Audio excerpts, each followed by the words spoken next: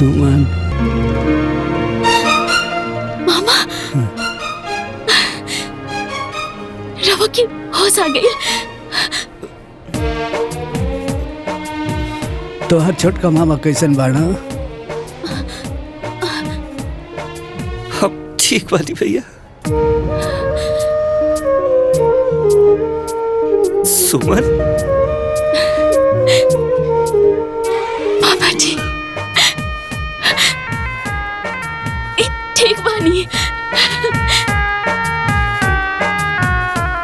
रवा लोग के कुछ ना होई मामा जी। हम बानी ना, रवा लोग के कुछ ना होके दे।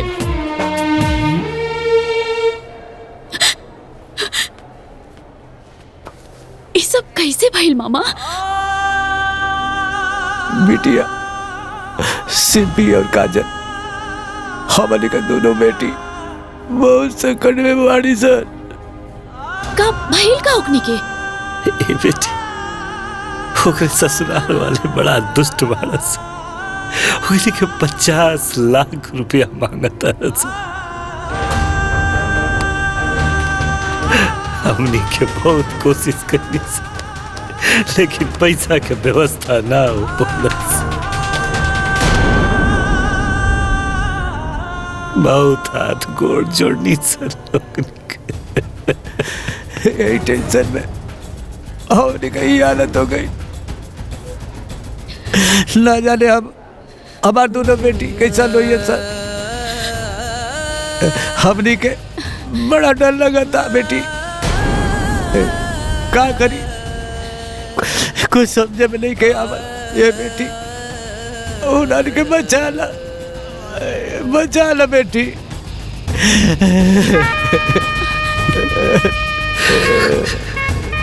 रवा लोग एकदम चिंता मत करी मामा। हम बनी ना, हम जाके ओकनी के देखा तानी। ओकनी के कुछ ना होके दे।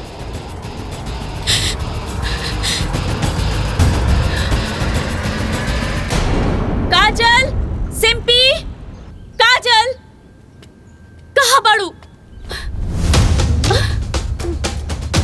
ई का कोनो धर्मशाला हो कि दंदाना भीतर चलाई?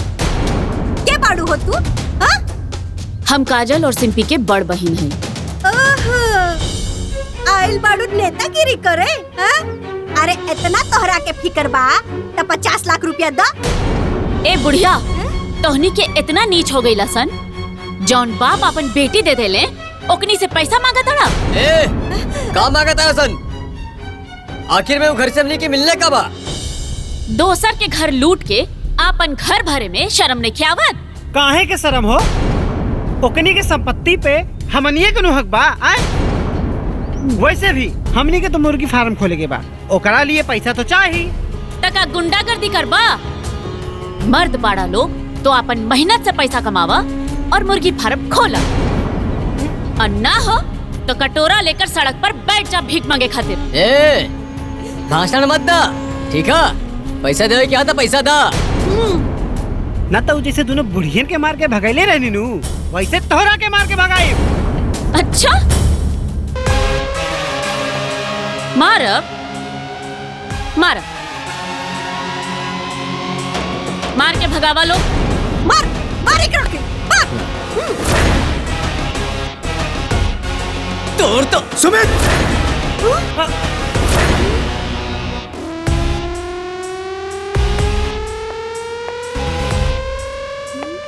साहब रहुआ अपने औकात में रहा लोग। अतहनी के जाने खातिर बता दे कि ई हमार धर्म पत्नी है। साहब हमने के माफ कर दी साहब। हमने से बहुत बड़ा गलती हो गई साहब। मैडम माफ कर दी मैडम, बहुत बड़ी गलती। मैडम माफ कर दी हमने के। अब हमने से बहुत बड़ा गलती हो गई साहब। अच्छा ठीक बा, खड़ा हो जा लोग। अगर हम एक फोन करती ना तब महिला उत्पीड़न के केस में तहनी के सारा जीवन चक्की पिसत पिसत पिसा जाए। ना साहब, हमने के माफ कर दी। हमने से बहुत बड़ी गलती हो गई बा साहब। हमार बेटा लोगन के माफ कर दी साहब, माफ कर दी। हाथ जोड़तानी साहब, हाथ जोड़तानी। सर हमने के माफ कर दी। हमने के स्वार्थी हो गए रहनी सर। सर हमनी के को रुपया ना चाहिए सर। हमनी के माफ कर दी, हमनी से बहुत बड़ा गलती हो गई। उ लोगन के हम लक्ष्मी बना के पूजब सर। हमनी के को पैसा ना चाहिए मैडम। हमनी बहुत स्वार्थी हो गए रहनी जा। हाँ। मैडम हमनी के को पैसा ना चाहिए। हाँ। हमनी के कुछ ना चाहिए। माफ कर दे जा ना। हमनी के। तोहरा लोगन के मदद के जरूरत तब बा। ए जी 50 लाख रुपए के चेक काट के दे दी। ठीक बा सुमन। ए बाबूनी, हम कहने ना हमने के पैसा ना चाहिए, बस हमने के माफ कर दो। ना चाहिए। माफ कर दो। माँ जी, हम ही पैसा बड़ बहन होखला के नाते अपना छोट बहनोई लोग के देता नहीं। अब ये लोग अपना जीवन में अच्छा रास्ता अपनाई, अच्छा काम करी और आगे बढ़ी। अब हमरा दोनों बहन के बुला दी लोग। हे बेटा हाँ, बुलाओ। बुला के लाओ तनी। बुलाओ।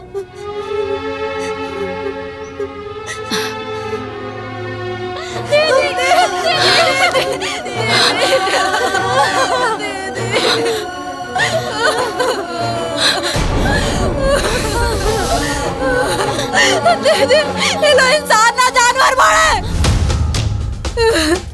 ये लोग हमने के बहुत सतावले बाड़े दीदी। हाँ दीदी, ये लोगन के पुलिस के हवाले कर देवे के चाहिए और एकरा के फांसी की सजा होवे के चाहिए। हमने के खूब सतावले बाड़े। नहीं देखा।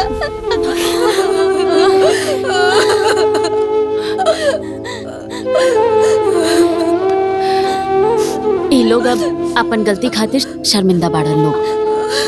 हमनी के माफ कर हमनी दे के जा। माफ कर दा।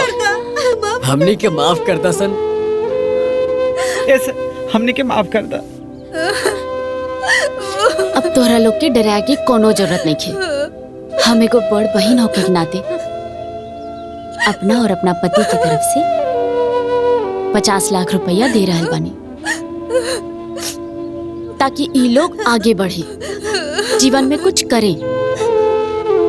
ए जी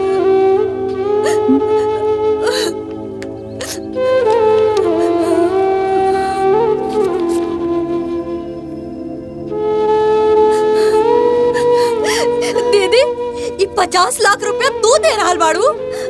हाँ, और ये 50 लाख रुपया तोहरा जीजा जी के मेहनत के कमाई बा।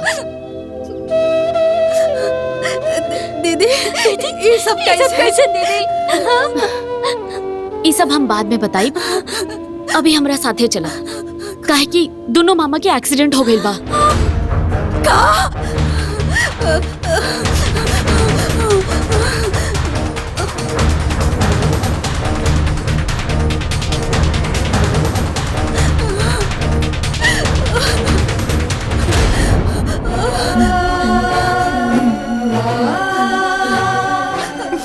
भाई, भाई, अरे हमारी बिटिया। अरे बिटिया, तोनी के देखे खातिर हमर आँख तरस गइल रहे। कैसे नालत तोनी के मन गइल दादा। अरे हमारी बिटिया, तू ठीक बाड़ू ना?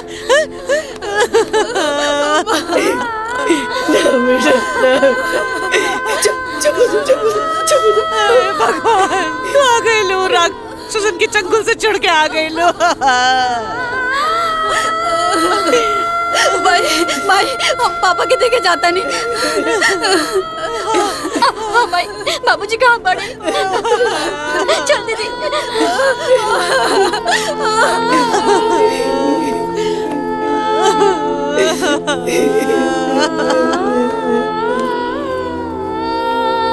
मामी,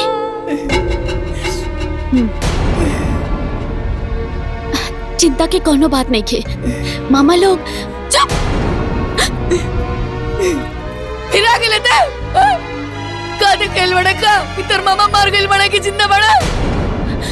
अरे कल श्राप लागल बा अपनी के परिवार पर, श्राप लागल बा।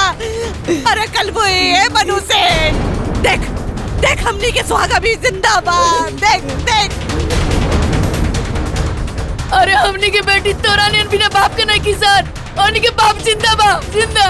अरे तोर भी पता हमनी के ना खाई रे। ते भी पता इस भी पर तू कलंक है, तू मलूस है। तू हमनी के चबाई डाल बाड़े रे। तू डाय नहीं। बस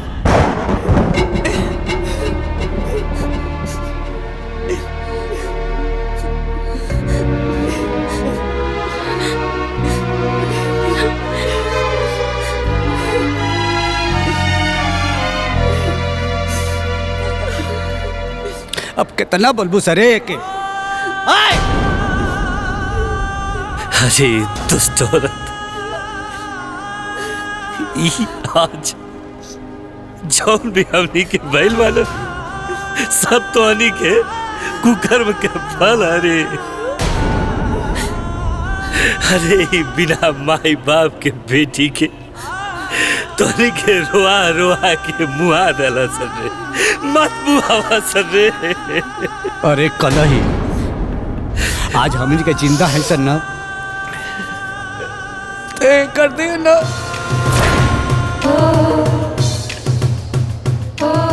आज तो के माँ का सिंदूर एकरे चलते सलामत।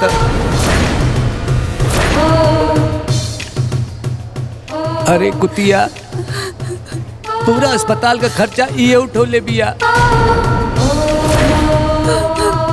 हाँ भाई, अगर हमने के तोहरा सामने सही सलामत खड़ा बानी जा, ये सब दीदी के वजह से। हाँ, दीदी सही कहा तड़ी। ये 50 लाख रुपए ले जाके दिहली हम आई। अब तेकरा के बकस तलो, अब तेकरा के रोआवल छोड़ तलो।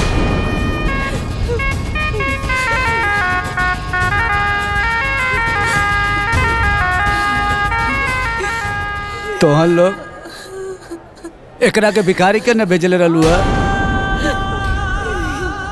बाकी अरे जौना बेटी के तोहन के हित समझत रहला सन, आज वह बेटी जीवन दाता बन गई।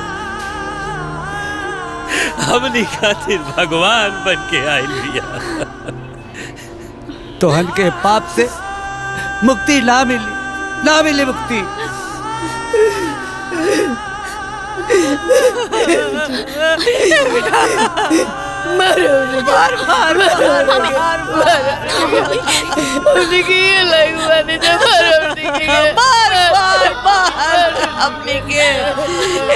सजा हमने के खातिर बहुत कम। बार माफ कर दे बेटी, माफ कर दे। हमने के कौना मुँह से माफी मांगे जा। हमने के तोरा कितना दुख देनी, तोरा पे कितना अत्याचार कैनी।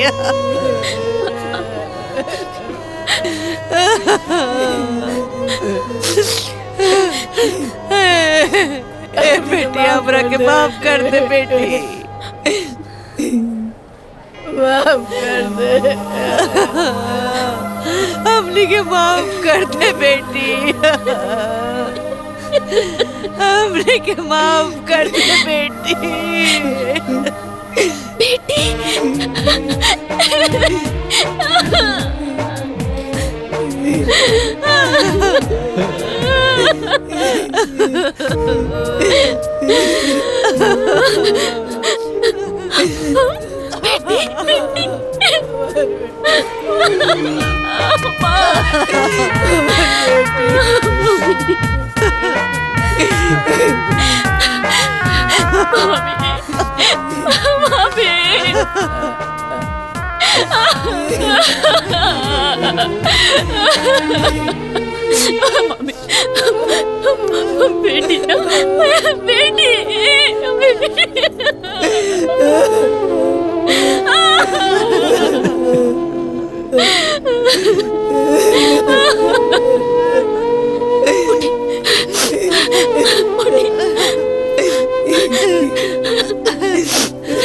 बिटिया, तो हमारी बिटिया है।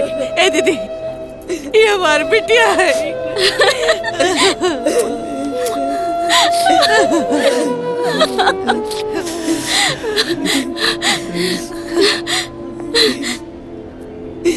ए बेटी, तारा के तम देख लेनी, पर तमाची कहाँ पड़े। प्रणाम मामी जी।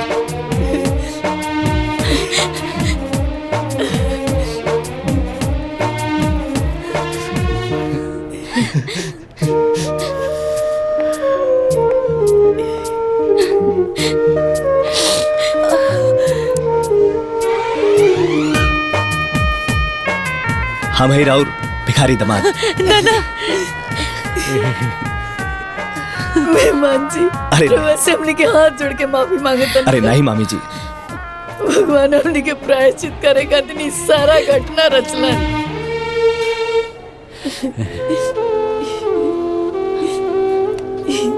तू तो अपना फर्ज निभा ले लो, बाकी हमनी के फर्ज अभी बाकी बा। हमनी के तू दोनों जाने के अपना घर से विदा करब चाहता है। बिल्कुल सही कहता नहीं मामी जी, ये तो हमने के सौभाग्य की बात हुई।